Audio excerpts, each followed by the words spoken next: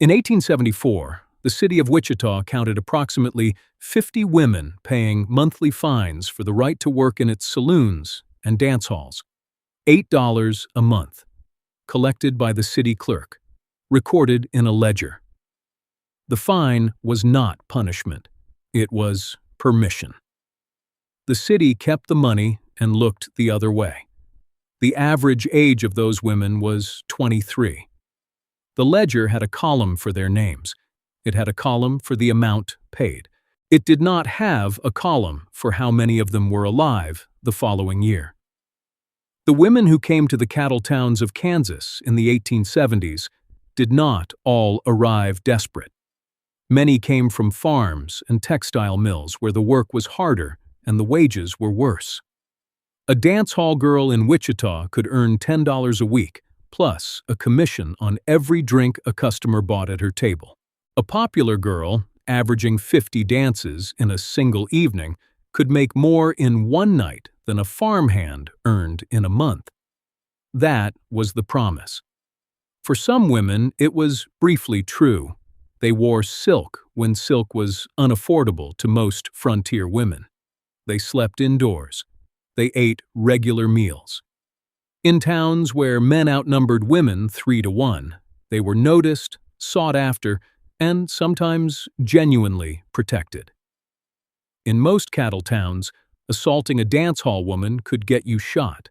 Everything you picture when you think of a saloon girl, the silk dress, the smile, the performance of welcome, that was not artifice. It was the job. The commission system paid the girl who made the customer feel at ease. The girl who made him feel unwelcome did not last the season. So she smiled, and it looked exactly the way you imagine, and it told you almost nothing about what the work was doing to her body.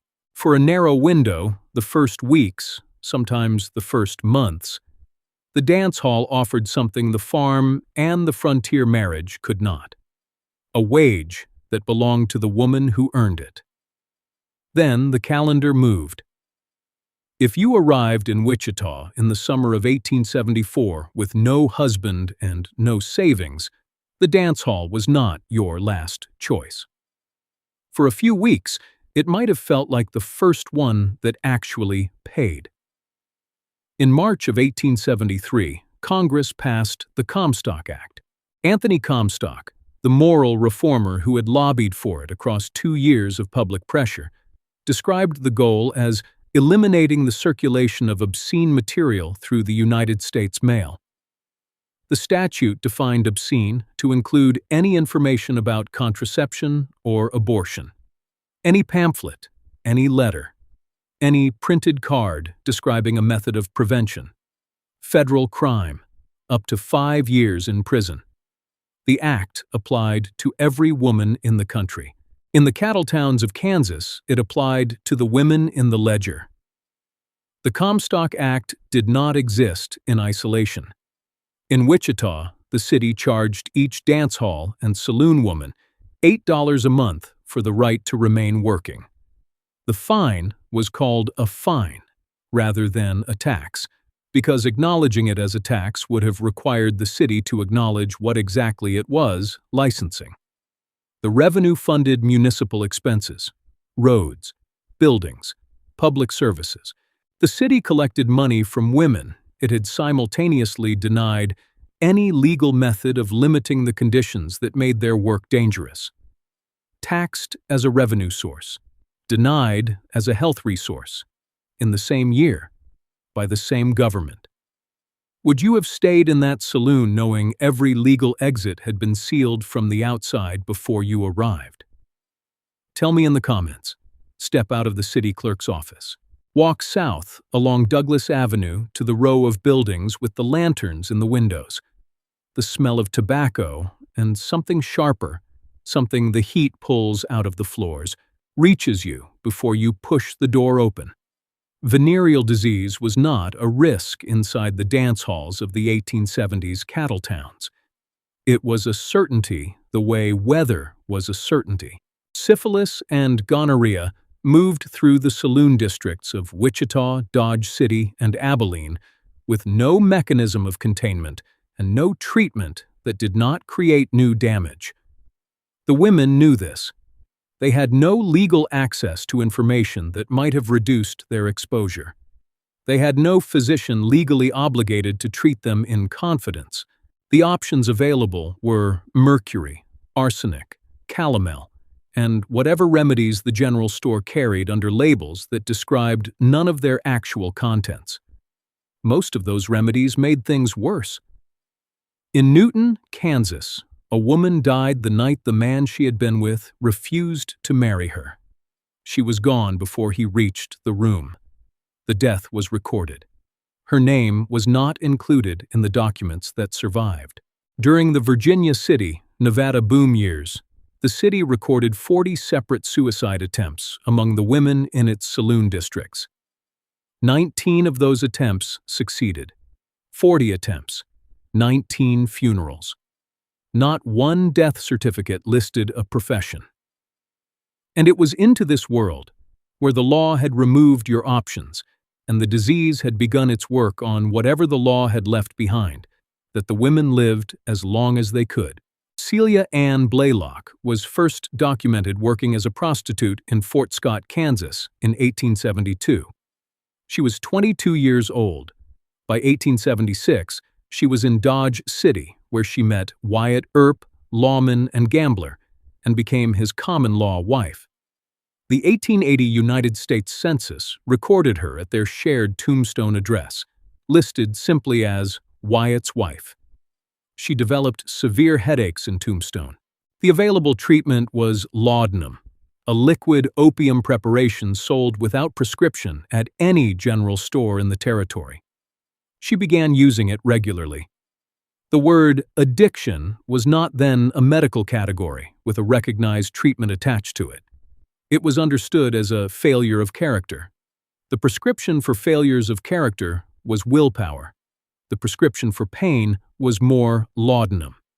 In 1882, Wyatt Earp left Tombstone and left Blaylock for a woman named Josephine Marcus. Blaylock stayed in the territory. She continued working as a prostitute in Pinal City, Arizona, dependent on a substance she had no medical support to stop taking, and no institutional system that recognized her need to stop. On July 3, 1888, Celia Ann Blaylock died in Pinal City, Arizona. A coroner's inquest was held. A man named T.J. Flannery, questioned at the inquest, confirmed he had known the deceased. Her final recorded words were these: "Wyatt Earp had ruined my life. She was 38 years old. Everything the 16 years between 1872 and 1888 had cost her was recorded in a coroner's report that ran to a single paragraph. 38 placed her among the women who lasted longest in this profession. Most did not reach it. Now consider what happened the first time a woman in one of those saloons walked to a physician and described the symptoms she had begun to notice. The physician had one treatment. The profession had relied on it for 2 centuries. The treatment was mercury. You received mercurous chloride, called calomel, to swallow. Or mercurial ointment was rubbed directly into your skin until the skin absorbed it. The physician calibrated the dose by observing what it produced in your body. There was no reliable stopping point. Your mouth began to fill with saliva. Not the way food does it, continuously. The glands beneath your jaw produced fluid without interruption. Swallowing became an act that required constant management. Your gums swelled against your teeth. Your teeth shifted in their sockets. They fell out without force. Then your hands began to shake. The tremors were documented in medical reports of the period as an expected outcome of successful treatment. Not a complication. The expected result of mercury applied at therapeutic doses. The physicians who administered it knew it caused this. The women who received it had no alternative. Historian Joseph W. Snell studied the cattle-town prostitutes of Kansas in documented detail and concluded that it was rare for a woman in this profession to exceed 30 years of age. Not rare to exceed 30 in good health, rare to exceed 30. The treatment was mercury. The alternative was nothing. The third option, leaving the profession, required money, a destination, and someone willing to vouch for a woman whose work history was in a saloon. Most had none of the three. If any part of that made you hold your breath, hit like for the women whose names are still in the Wichita Ledger, and subscribe. What frontier medicine did to the children of these towns was no gentler than what it did to their mothers. The women in the Wichita Ledger, and the ones in Dodge City, and the ones listed in the Virginia City death certificates, understood their circumstances with a clarity the historical record tends to erase. They were not passive figures inside the systems that harmed them. The letters that survive, the testimonies given at coroners' inquests, the depositions of women who described exactly what had been done to them and by whom, these documents do not read like the accounts of people who did not know what was happening. They organized where they could. In some cattle towns, women in saloon districts formed informal networks, warned each other about dangerous customers, and passed along information about remedies the law had made illegal to distribute by mail. They gave money to local charities. They attended the same churches whose congregations refused to acknowledge them in the street on the way in. They kept paying $8 a month because that was the only door the law had left open. And they walked through it every month, and they kept each other standing on the other side of it for as long as they could. Do not look at them with pity. The Wichita Ledger is still in the archive. 50 names, $8 a month. The column for the fine is filled in neatly, line by line, for every woman who paid.